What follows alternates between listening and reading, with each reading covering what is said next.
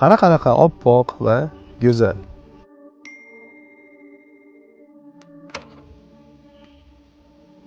Lekin ba'zida nafsingning gapiga kirib, unga juda ham xunuk dog' tekkizasan. Va odamlar u dog'ni ko'rib qolishidan qattiq qo'rqib, uni berkitishga urinasan. Lekin qancha berkitishga urinma, ba'zida bu dog'lar hammaga ko'rinib qoladi.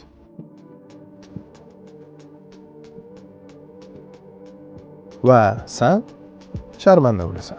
Bu esa juda ham og'riqli holat. Xo'sh, nima qilish kerak? Avvalo, dog' tushirmaslik kerak. Lekin dog' tushdimi, uni berkitish emas, uni tozalash kerak.